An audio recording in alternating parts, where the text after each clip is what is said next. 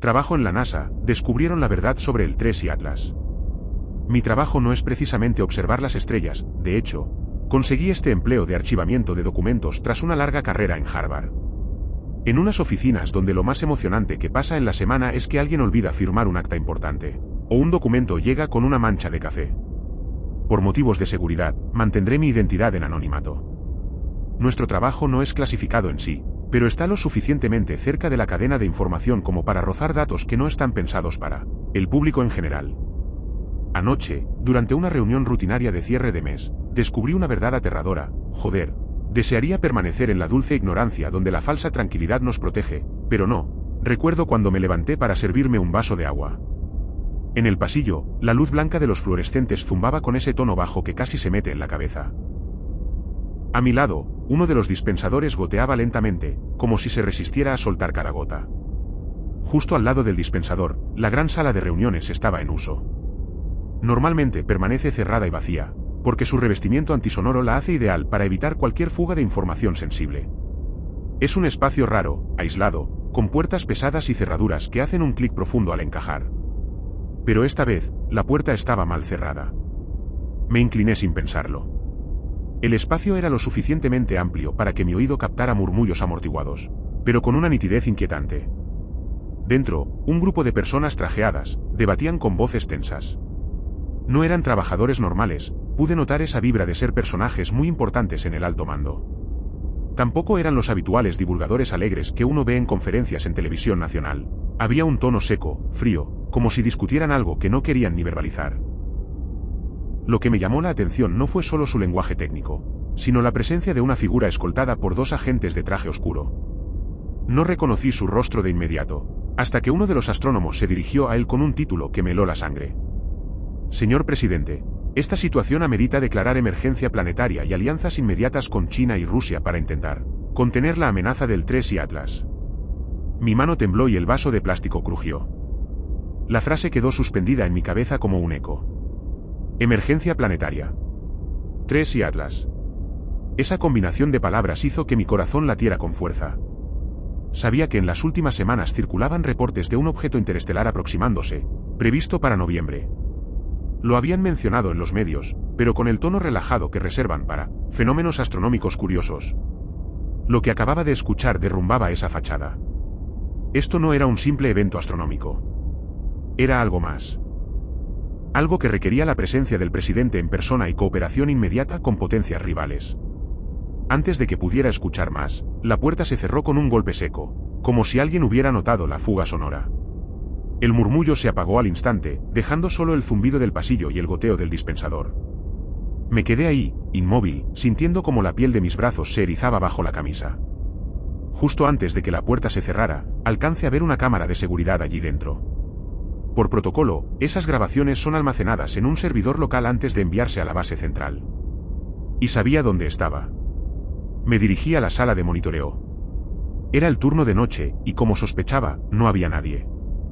Normalmente, era resguardada durante el día. El aire olía a polvo caliente y a plástico viejo. Abrí el cajón donde se guardaba la llave de acceso al gabinete de seguridad. La encontré exactamente donde la memoria descuidada del operador de guardia la dejaba siempre, cuando lo veía por el reojo. Encendí el monitor y seleccioné la transmisión en tiempo real. La imagen apareció con un ligero retraso, los rostros distorsionados por la luz blanca de la sala. Las personas allí ya no hablaban con voz controlada. Ahora era un debate áspero, nervioso, con interrupciones constantes. El presidente permanecía en silencio, escuchando. Pude ver sus ojos. Desorbitados. Esa expresión no era común ni siquiera en crisis políticas o catástrofes naturales. Era algo más frío, más crudo. El gesto de un hombre que contempla un final inminente. Recuerdo haber pensado que ni en las grabaciones internas del 11 de septiembre vi rostros así. Uno de los presentes, un tipo alto con bata gris y pelo desordenado, proyectaba en la pantalla una ruta orbital. No era una simple línea curva, era una trayectoria pulida con datos espectroscópicos, correcciones gravitacionales y simulaciones. El objeto en cuestión, marcado como Tracy Atlas, cruzaba el espacio oscuro con una precisión casi quirúrgica, apuntando hacia nuestro sistema como una flecha invisible. Una voz grave, modulada por la resonancia de la sala, rompió el silencio. Sacó un papel que está en un sobre rojo y pronunció las siguientes palabras. Advertencia, el siguiente documento contiene información clasificada de máxima seguridad nacional. Su contenido está estrictamente limitado a personal autorizado con acreditación nivel alfa prioridad. La reproducción, divulgación o filtración parcial o total será considerada un acto de traición y estará sujeta a enjuiciamiento federal conforme a la Ley de Seguridad Nacional, con penas que incluyen cadena perpetua. Abra este archivo únicamente si su autorización ha sido verificada. Luego procedió a abrir un maletín oscuro, insertó 2 llaves que hicieron que éste se abriera, y revelará su contenido. El hombre sacó de su interior un libro delgado, muy desgastado, la portada contenía un símbolo que no reconocí en ningún lado. Parecía ser conservado durante varias décadas. Señor presidente, este es el libro de razas conocidas hasta ahora, dijo aquel hombre. Luego, con una calma inquietante procedió a pasar las páginas una a una, se detuvo casi al final. Allí, muy difícilmente alcancé a ver a través de la pantalla, bocetos de lo que parecía ser algún tipo de criatura delgada, y muy alta. El hombre empezó a leer la página. Raza Saxala Hark. Provenientes de la constelación de Sagitario desde el centro galáctico. Altura promedio, 3,50 metros. Cráneo elongado, bípedos. Alimentación carnívora estricta. Estructura sexual tripartita, en otras palabras, poseen 3 órganos sexuales para su reproducción, con casos frecuentes de hermafroditismo funcional. Se desconoce el sistema solar de su surgimiento. Hizo una pausa, como si midiera cada palabra. Su economía se sustenta en esclavitud multiespecie. La comercialización de seres vivos es su principal activo interplanetario. Sentí como el vaso de agua en mi mano se volvió irrelevante. Me lo llevé a la boca, pero no bebí. Solo lo apreté, como si eso impidiera que la información me atravesara. ¿Qué demonios estaba escuchando? El presidente no parecía sorprendido. Ni una ceja arqueada. Solo asentía lentamente, absorbiendo cada dato como si repasara algo que ya conocía de memoria. Como si ya hubiera sido entrenado para ello. Su calma era más perturbadora que el propio contenido. Otro de los integrantes, un hombre delgado de lentes metálicos, tomó un sorbo de café antes de hablar. En nuestros avistamientos de las últimas décadas, hemos suprimido información para evitar una disrupción socioeconómica global. Protocolos de contención de pánico, nivel alfa 6. Dejó la taza sobre la mesa y desplegó unas hojas. La observación de largo alcance muestra un patrón repetitivo. El territorio activo de los Saxala Hark ha aumentado un 14% en los últimos 50 años, en un radio equivalente a 1500 años luz en la constelación de Sagitario. El proyector cambió la imagen, 3 puntos brillaban en un mapa estelar. Estas 3 estrellas, antes catalogadas con espectros tipo G y K, ya no emiten luz. La magnitud aparente es 0. Las imágenes de archivo muestran que en esos sistemas existían planetas potencialmente habitables. Ahora, nada. Una segunda voz intervino desde el fondo, con un tono seco, como quien lee una autopsia. No es que no podamos verlos. Es que ya no están. Ninguna emisión electromagnética, ningún remanente detectable en el infrarrojo. Ya no vemos nada. Se acercó a la pantalla y marcó con un puntero láser. En cada caso, hemos observado el mismo patrón. Primero, extinción progresiva de una estrella en un periodo de 15 años. Los planetas que estaban enlazados a su estrella salen expulsados en diferentes direcciones hacia el vacío. Una mujer con acento europeo abrió un archivo donde en la parte superior habían logotipos de información clasificada.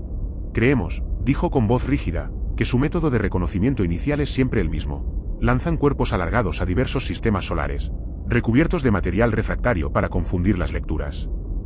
Se insertan en órbitas hiperbólicas y barren sistemas dentro de un radio de 25.000 años luz desde su punto de origen. Apreté la mandíbula.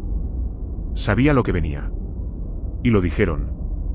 Oumuamua, continuó ella, fue uno de esos cuerpos. Detectamos su aceleración no gravitacional en 2017. Era un objeto de reconocimiento de especies que llegó a nuestro sistema. La sala quedó en silencio por un segundo. El presidente miró el modelo holográfico girar lentamente. Luego, el astrónomo alto retomó la palabra. Ahora, el 3 y Atlas. Parece ser otra sonda artificial lanzada por ellos, o una nave de colonización final de Saxala Hark. El puntero marcó la trayectoria que se acercaba. 3 y Atlas magnitud absoluta, menos 2,3. Periodo de rotación irregular, como si corrigiera curso. Firma térmica inconsistente. Y Emite ráfagas de radio a frecuencias que corresponden a modulaciones artificiales. Hemos detectado otros cuerpos con características análogas al 3 y Atlas, dijo un astrónomo, rompiendo el murmullo. Se dirigen a sistemas con condiciones similares al nuestro. El contacto con el nuestro es inminente. Noviembre de este año. El silencio que siguió fue insoportable. Ni el zumbido de los proyectores parecía atreverse a existir. El presidente permaneció con la mirada fija en la proyección de la trayectoria, como si buscara en esa línea curva alguna salida que sabía inexistente. Cuando habló, su voz no tenía la firmeza de un líder militar ni la agresividad de un político. Sonaba cansada. ¿Vieja? El libro de razas era casi un mito entre los pasillos del gobierno, un rumor que los más antiguos mencionaban en voz baja, siempre mirando por encima del hombro. Decían que su portada no tenía título, solo un símbolo grabado que nadie reconocía, salvo pocos escogidos de las altas esferas elitistas. 4 razas hostiles cazan en nuestro vecindario cósmico, dijo el presidente rompiendo la tensión. Una de ellas es precisamente la más agresiva, Saxala Hark. Cuando me entregaron aquel libro por primera vez, pensé que eran una posibilidad lejana, algo que mis sucesores verían, no yo. El presidente revelaba a sus funcionarios esta verdad. Como si mantener ciertos secretos de Estado ya no fueran cruciales. Daré un mensaje a la nación, días antes de que el 3 y Atlas entre en nuestra órbita, dijo lentamente. Nuestro armamento nuclear es nulo contra aquellos que pueden borrar sistemas enteros de la existencia. Se inclinó hacia adelante, entrelazando las manos. Compartan esta información con las otras potencias. No más secretos. Que cada ser humano tenga derecho a decidir qué hacer en esta cuenta regresiva. Se levantó despacio, con un peso invisible en los hombros, y los guardias que custodiaban la puerta se movieron al instante. El sonido de sus pasos resonó hueco, como si el eco supiera que lo que quedaba de nuestra historia estaba a punto de cerrarse. Lo vi saliendo de dicha sala y entrar en un ascensor protegido, las puertas sellándose con un golpe metálico que me heló la sangre. Fue como si en ese instante todo quedara sellado también para nosotros.